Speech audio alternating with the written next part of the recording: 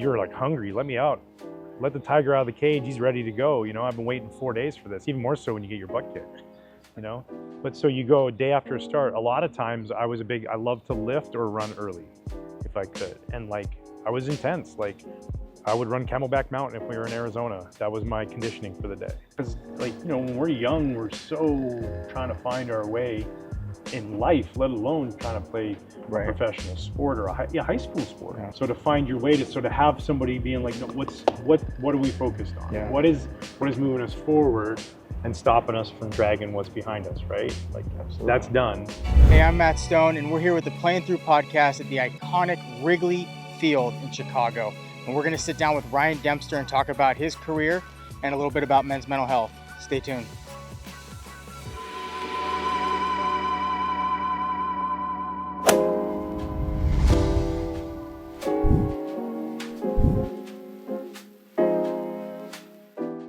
Hey guys, how's it going? Matt Stone, Playin Thru podcast, here with Ryan Dempster, 15 years in the major leagues, just an incredible baseball player, but as we'll get into, an incredible human being as well. The I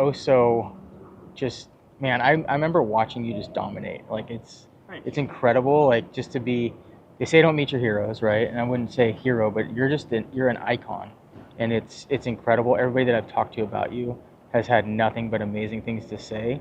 And so I'm excited to sit down. So thank you for sitting down. I know Thanks for having me. Yeah, that was quite the intro. We're blessed. Yeah. We're blessed. I've been telling my brothers I'm an icon forever, and they just tell me to shut up. So just bring me along. Yeah. I got you covered. We'll go on the golf course. You'll even be more of an icon. The concept behind what we're doing through golf, we've really I've found a niche of just getting out and getting away from my reality. I'm a police officer. Been a police officer for 15 years, been involved in multiple traumatic incidences. Suicide's been huge in my life. My mom committed suicide via alcohol. My best friend hung himself. And then my mentor in law enforcement also committed suicide. And so for me, the idea of men's mental health was always something that we just kind of tucked away and put it into a little corner. The biggest thing for me is with this project that we're working on is to try and raise awareness. The ability to sit down here in Wrigley and talk with you. It's a special place. You can feel it. I've been into a lot of different ballparks, old ones, new ones. Yeah. Old ones have feeling to them. Yeah. Beyond just, memories. I think everybody's memories are in seats. Some people in the same section. Yeah. And so you feel that energy, and we as players, we feed off that when we're out there. Which is pretty cool. When you walk into this park, what's the feeling that you get as now today, but then also as a player? Well, first I felt like I was a little late today, but I made it on time, sort of. I don't know. I look around, this park has a lot of different memories in a lot of different ways. As a player, as a fan, watching it on TV, watching Harry Carey call games, and Andre Dawson running around out there, and Sandberg and Sutcliffe and Mark Grace and all these guys that came up along the way. So I remember that, and then having a chance to come here as a player and have my first major league start be here, and then eventually become a starter with the Cubs, or a reliever, then a starter, and then back to a reliever and start again, and all kinds of stuff. What was that like as far as, is there a pressure to perform here more in a Cubs uniform than anything else? No, I don't think so. I think it's hard. You're in a city that, I think it's hard in a sense where you just have to understand that your biggest duty is to just give your best effort. Yeah. And sometimes that's a struggle for some people, or what they might see as the best effort compared to what somebody else might see. For the common fan that comes in here, were you ever self-conscious, or did it ever occur to you that this could be, like we talked about earlier, somebody's one and only experience here, and they could be escaping life, just coming in the Cubs game is the one thing that they have that's their happiest time. Yeah. Is that a reality to you guys out there at all? Yeah. Oh, for sure. I see that. I've come in and out of this ballpark, like I said, as a player. I've always lived in the neighborhood. The security guards, the ushers, the vendors, everybody. It's a community here, and I've known a lot of them for a long time. And so you do know that that's their day. That's everybody's in it, and that everybody's in it for the same reason, to come have a good time. And so as players, you really thrive on it. I think that's what makes it so special, is you're out there and you're like, man, this whole ballpark, pretty much, you know, Like the sign guy from St. Louis comes in, he's got a section. But other than that, like, it's pretty much all, everybody's here to see the Cubs. Yeah. The biggest thing that you have to do in order to be able to keep putting yourself in that position is perform out there. And players are routine based, or players have things they really need to do. And 1 minute isn't just 1 minute, 1 second just isn't 1 second. And so they try to manage that, you know? Yeah. But the one thing that you can always try to give when you're coming off the field, no matter what, is a smile and a look in their face. Like, I got to go, bud. Okay? Hopefully later, whatever it is, or eye contact, like, sorry, not today, you know? Go, let's go get him. The acknowledgement, yeah, the acknowledgement is huge. Yeah, and you feel validated as a kid, you know, that he actually saw me. And I know that's not possible. There's also the aura, right? That's special too. We got to hold on to that. You know, like, I love the pedestal moment of the icon, and that's Mike Trout, you know? I want it to be special. Always, like, chase that, like, maybe he'll shake my hand one day. Right. I love watching guys just get ready, right? It's, for me, the pregame BP is really what I enjoy watching. The game, that for me is the most exciting part to watch, because that's every day people can kind of relate to that. Like, hey, we're going to work. This is what we're always going to do. We always have to do this in order to be good at this, right? Yeah. What was your routine like as far as on a start day compared to when you were closing out? Yeah, like a starter's routine was, you know, I was pretty regimented. I would imagine if you asked, like, guys like strength coaches or trainers, like, what was it was probably pretty, here it is, almost military-like in a way, you know, very strict. But I also believed in it because it had its success, right? And the number one thing it had success was keeping me healthy. Yeah. And keeping me out there and having an understanding of what my body had to go through to be able to pitch 200 innings a year. Yeah. You know, and so I would come in like the day, you know, say I have a start, I start that game. Some people are like, oh, you start once every 5. That was always my thing. Oh, you work once every 5 days, right? 4 days in between are the most important. Probably. Yeah, absolutely. That's the preparation that doesn't. Then you're prepared, right? And so now you don't feel the pressure because you're like, instead you're like hungry. Let me out. Right. Let the tiger out of the cage. He's ready to go. You know, I've been waiting 4 days for this. Even more so when you get your butt kicked. You know. But so you go a day after a start. A lot of times I loved to lift or run early, if I could, and like I was intense. Like, I would run Camelback Mountain if we were in Arizona. That was my conditioning for the day. I would, you know, run the stadium stairs I remember doing Qualcomm. It was like an hour. Gosh. Did every single upper deck, you know, like Ted Lilly and I left here one time. Batting practice was going on. We ran underneath. We drove a car to Soldier Field and ran the stairs at Soldier Field. Holy smokes. Yeah, like that was cardio day, you know, and then there was poles, and then there was 3/4 poles. Like I would lift, like it would be, you know, a big squat day, big leg day, crush legs. And then, you know, then I'd be done. So then my run later, usually I like to run before the legs to wake my, wake my body up, blood going. And then be done, and then go through my film, and then go out and shag batting practice and try and be a good teammate. And you mentioned staying healthy. How about mentally? Like, how did you prepare not only for the mental, we'll say toughness side, but like, how did you keep your self-talk and the way that you allowed the outside influences to affect you mentally? How did you work on that or prepare for that? I started with when I needed it. Like when I finally recognized I needed it, probably I was reading books. Okay. The Mental Game of Baseball, the ABCs of Pitching. Yeah. Harvey Dorfman wrote them. Harvey worked for the Marlins when I came up with them, and he would just always talk about things. It was funny because baseball, especially at that time coming up, it was a world of, I mean, you know, a lot of, you know, curse words and a lot of swearing, and, you know, just when you're having fun, right? Just the boys being boys. Right. No, it's not bad, it's not good, but so to come across as a mental skills coordinator, if you're going to take the approach of being soft and gentle with that, a lot of guys would just shut that out, you know. But this guy, I was like, man, he works, and he came at it from that angle of the same way, the same banter. Like, call me up. How'd it go tonight? And I'll be like, you know, I this was my line. I threw this many pitches, you know. And he's like, and I go, and I lost, you know. And he's like, so fucking what? Yeah. Like, that doesn't matter, you know. And then he goes, and I don't want to hear your line. How many times did you execute a pitch? If you threw 90 pitches, how many of those 90 pitches did you execute? And that's all that matters. Unless you're fielding your position, or you're covering first base, or you're backing up a base, nothing else matters. It doesn't matter if the umpire calls it a strike or ball. It doesn't matter if it's put in play. It doesn't matter.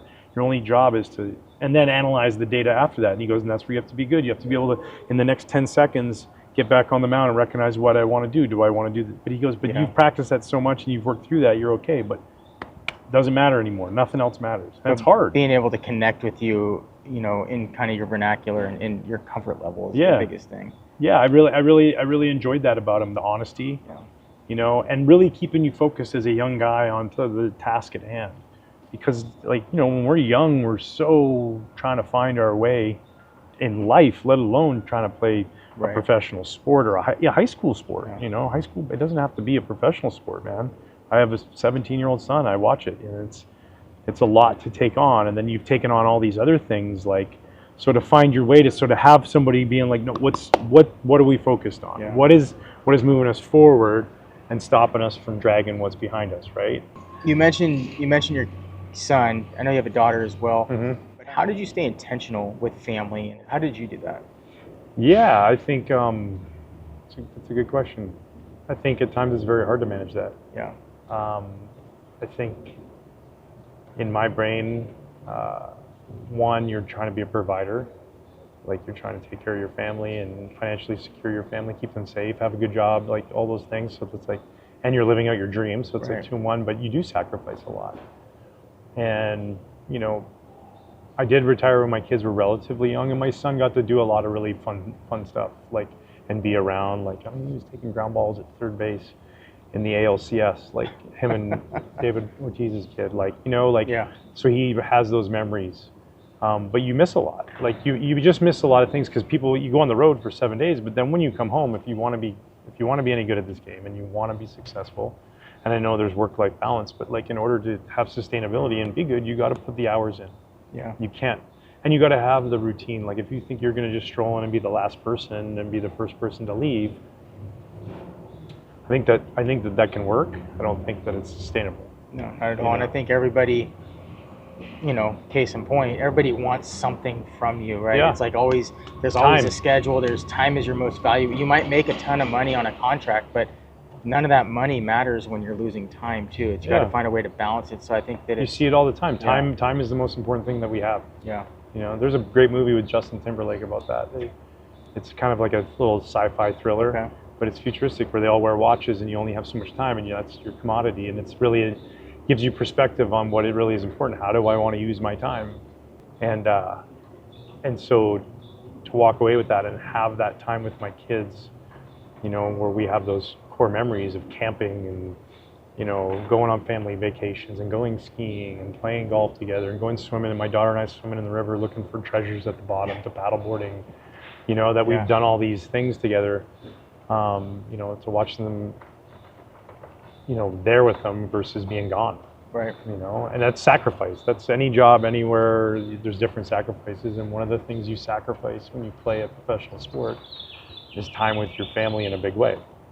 Did you ever reach a point in your career where mentally you just kind of had it, or you felt like there was a breaking point? Or how do you see that? Like, what's your opinion on kind of the mental health side of things right now?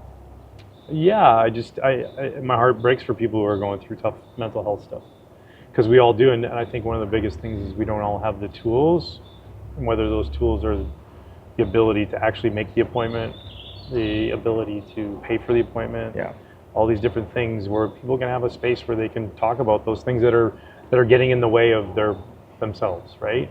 And especially being done playing. Like when I was playing, I was so hyper-focused, baseball, since the time I was a little kid. Right. It was easy, right? So even when stuff away from the field wasn't so good, I could succeed out there because I was hyper-focused out there.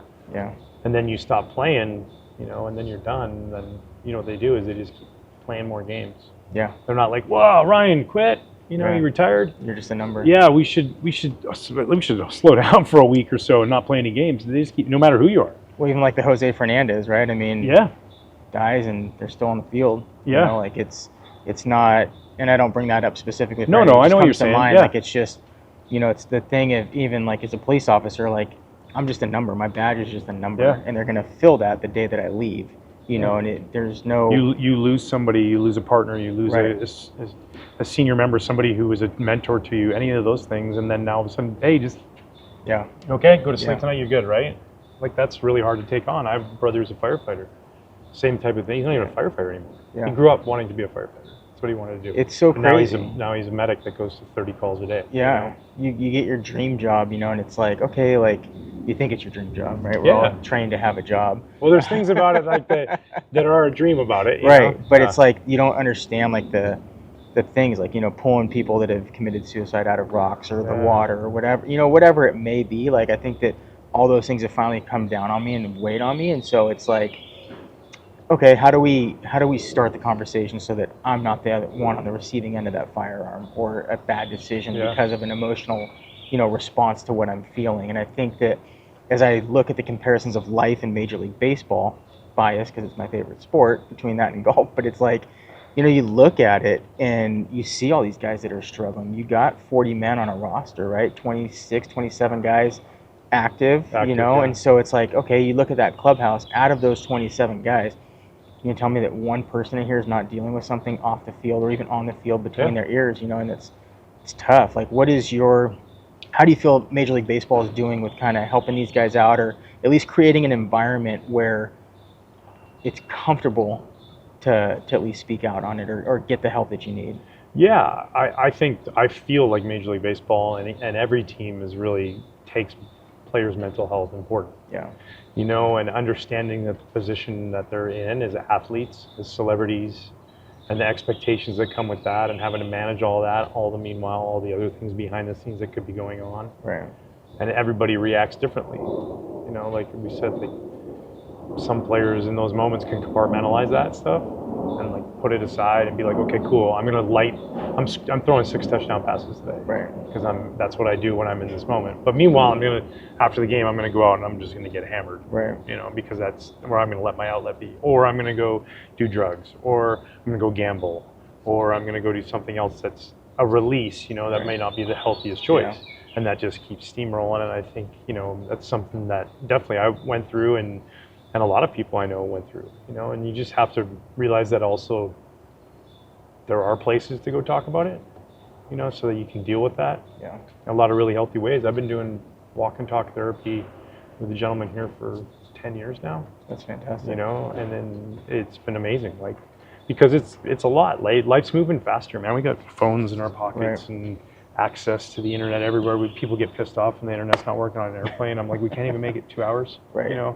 We're in a tube in the sky. It's okay if the internet's not working, but we can't fathom that. We can't do anything about it anyways. No, and so when you're taking on something, you lose somebody, a guy has a bad game, in his mind, whatever that tough part you're dealing with is, you don't even get a chance to deal with it because then something else tough comes in, right?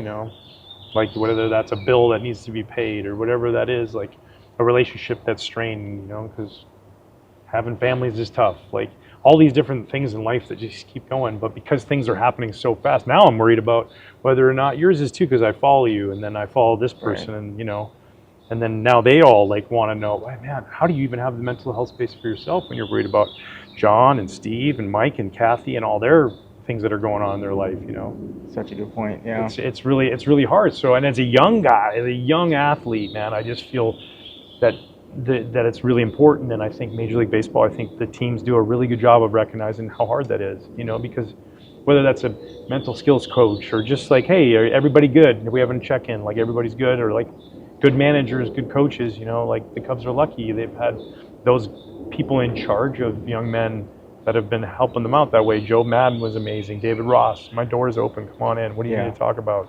Craig Counsell, I'm here to win, but if you got something going on, it's okay. We all need to be here to win. We need to be connected to win. That was a hard part too for me. Was being a Cardinals fan was like when that's Rossi. The hard part for me right now is that you're the Cardinals fan. But the thing was when Rossi came out with the book Teammate. Yeah. And I read that thing twice from just back to back. Yeah. Because I'm like, man, this guy gets what it really truly means to be a teammate. He's just special in his own right. Yeah. That guy's just different. He's built differently. Yeah. And if someone's struggling, is the clubhouse are guys actively trying to encourage that guy, help him, or is it just a kind of hands off? No, I think if you're being a good teammate, you're the same no matter what. But then there's this tiny little line that you have to tread, right? If a guy's raking or life's great for him, I also can't be like, right, I can't be like, you're the greatest, man. Like, can I come out with you? Like, that's no, Right. we're on the same team here. We're all in this together, you know. And then there's the other side where like I'm not going to be down on somebody because they're struggling, but I also don't want to be like, you know, overemphasizing the fact that he's struggling because that doesn't matter to me. So Right. it's like maybe that's a little, if somebody's really struggling, a little extra time at their locker by themselves, you know. And then it's like, hey, let's go grab lunch tomorrow, you know, or let's go grab, we're going to go get something to eat right now. Let's go. And then you go out to dinner and then you're laughing and then, you know, Yeah. somebody's like, are you sure you're swinging the bat or are you holding it the right way? Yeah. Did you have the bat? Are you your sure you're holding knuckles it? You know, because that's what good friends do. Yeah. Like we're there for each other in the toughest You know, times. you can like, swing. You don't have to look at called third strike all the yeah. time. Like those days where every fifth day I'm having a struggling year and it's like, God, we just love Ryan so much. But this is, you guys got earplugs? You guys ready? Like that's what they're saying on the bench, you know? You told a story on, I think it was it the Barstools podcast I was watching, and it was playing for Jim Leland. Oh yeah. And how like he caught you guys laughing at a joke or At a whatever in the joke, dugout. yeah. And I resonated with that so much because it's like, even when times are bad, like for us, like we're so cynical. Like we've seen, you know, we can sit with a dead body because we have to wait for the coroner to show up, right? And it's Yeah. like, we got to make light of a situation, you know. And it's like I felt that when you were sharing that story because one, it was funny, obviously, oh, yeah. but two, it's like sometimes that's just the way you have to deal with things, is kind of laugh it off, you know. But obviously, time and place. Well, and also though, you know, in the way that he did it and got mad at us, it just doesn't. There's no follow the resignation, Yeah, yeah. there's no resignation. And he put up with us for a long time of not being very good and like thinking we were good. Like his points he made, like we did think we were big leaguers. You know, I had a brand new Lexus. I was a big leaguer, but I wasn't pitching like one.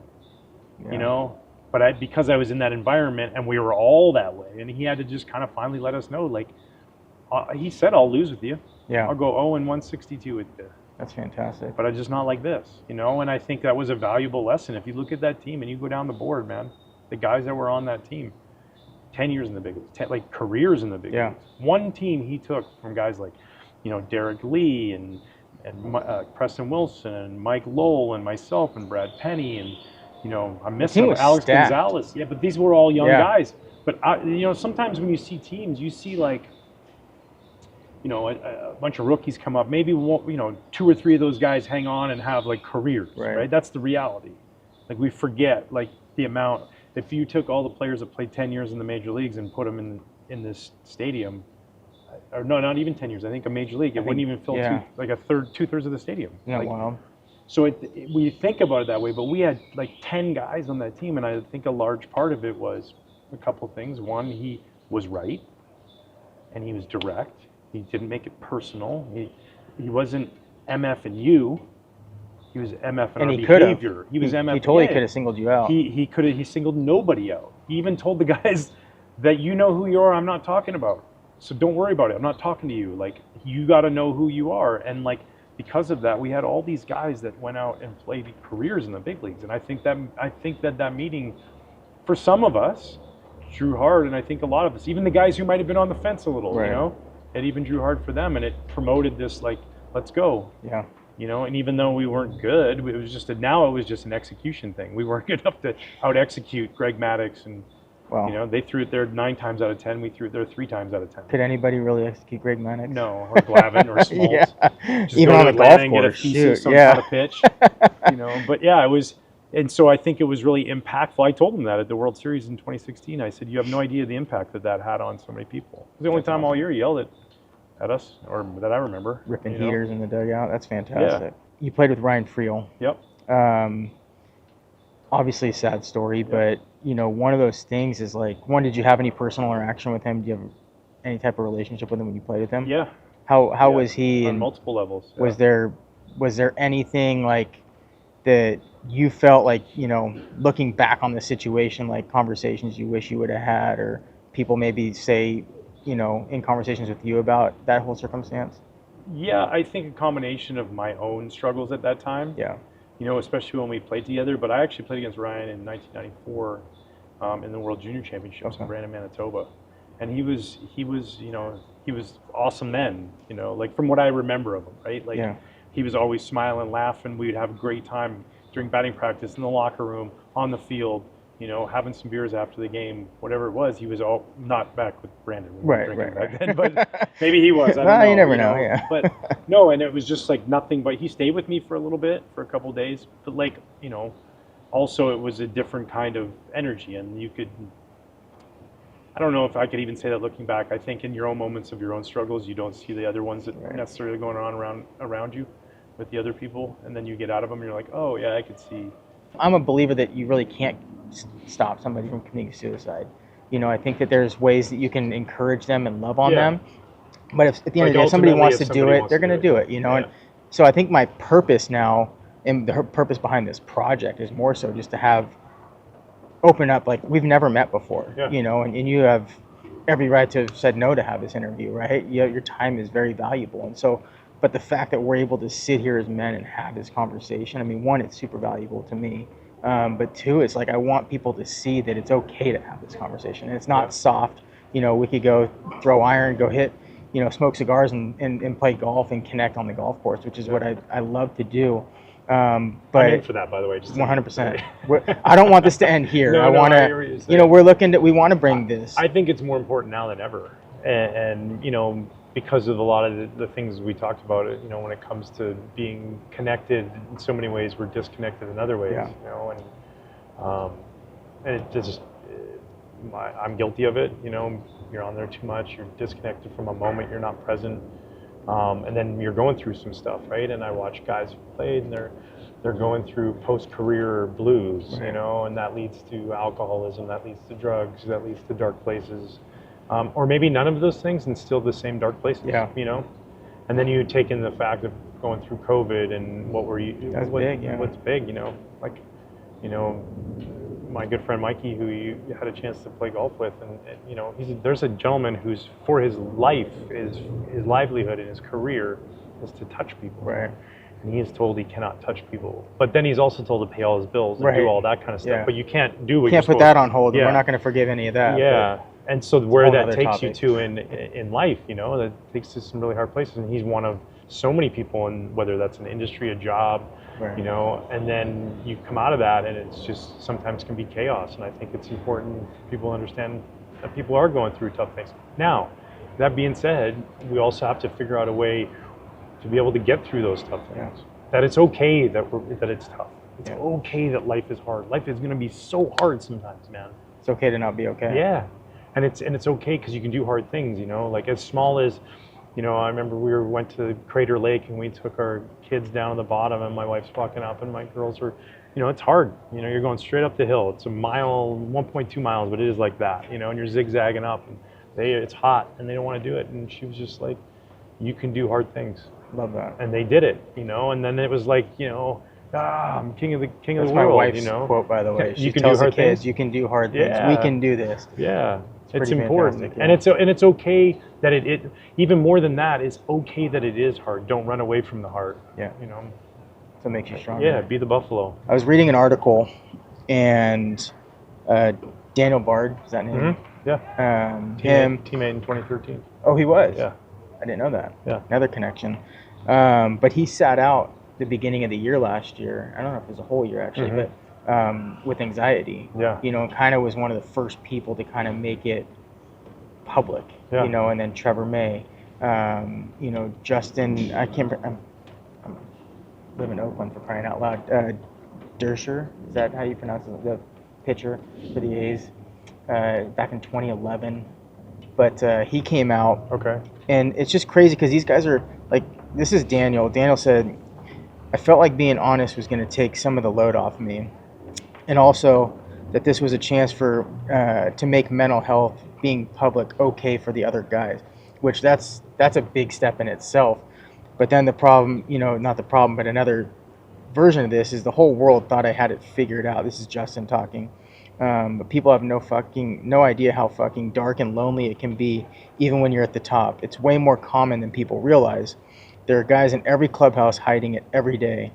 And then the reporter was also talking about how Justin was categorized by teammates in the media as quote unquote crazy, you know, because of his struggles. And, you know, guys are worried about contracts, and rightfully so sometimes because it's their livelihood, which is why, you know, a lot of our conversations for this project are going to be with, retired players, because we don't want to put somebody in that circumstance where they say something and it's like, well, you did this podcast or you did something and you were too vulnerable here. Like, it'd be too bad. Like, I would really feel bad about that. But I also want those guys to get help. I want these guys to see. So having mentors, like, what's your thoughts on some of those quotes?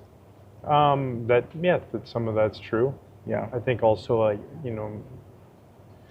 that maybe also, like we said before, those guys are going through their own things, and when he's going through something dark like that and lonely like that, that maybe you tend to notice those things a little bit more. Yeah. Because you're trying to, like, not think about your own. Totally. Why did that guy throw that pitch there? And meanwhile, I just gave up 6 runs the night before. Like, I'm the one that, did a lot of that probably in my career that I wish I didn't do, because it was my own struggles,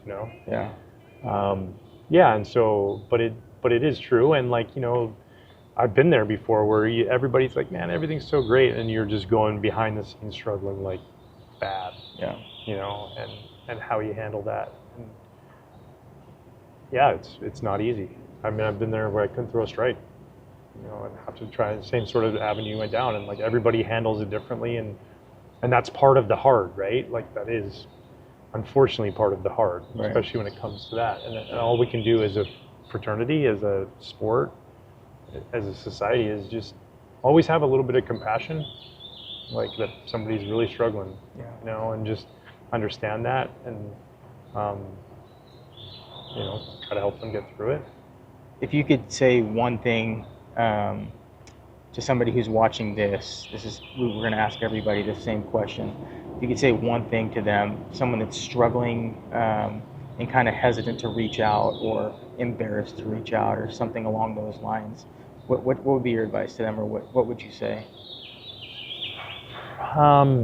First of all, you're worth it. Like, don't ever think you're not worth being here. If you're struggling where your point you want to do end your own life or something like that, you're always worth it. Just remember that. Like, that's, like, super important. And I think, you are who you choose to be, and choosing is a really hard thing in life to do.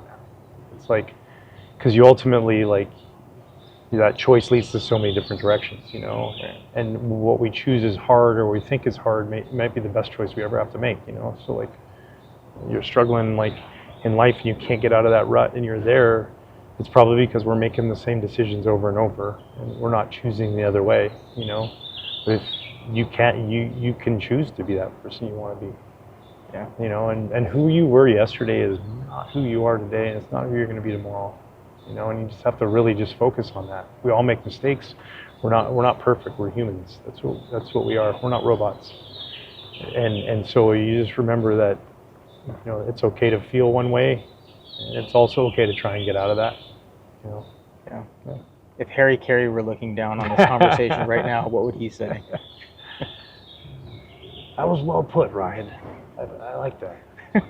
I'm not going to talk anymore. I love that. Awesome. Well, thank you, man. I appreciate your time. It means a lot. I appreciate that you're doing this, man. I think it's important.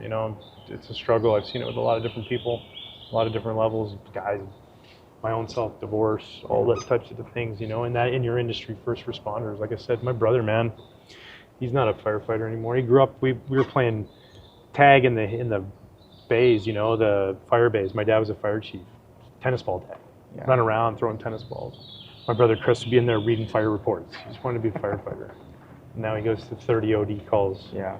A night up in Vancouver. That's a whole nother topic. Yeah, but that mental health side where it's totally. Like, but for him, then it's like, okay, now, hey, cool, man, go golfing with the boys. Right. And he's standing over a 4-footer going, man, I just saw somebody die yesterday. Like, I brought a guy back to life twice. Like, he went on a call, it ended up being 3 calls on 1 call, and the same guy twice. Well, thank you so much. Yeah, thank you guys good for luck watching. With everything, Appreciate man, it. With this. Yeah, absolutely. Awesome. Yeah. Cool. Thank you, brother. Good word. Appreciate you, Yeah, man. for sure.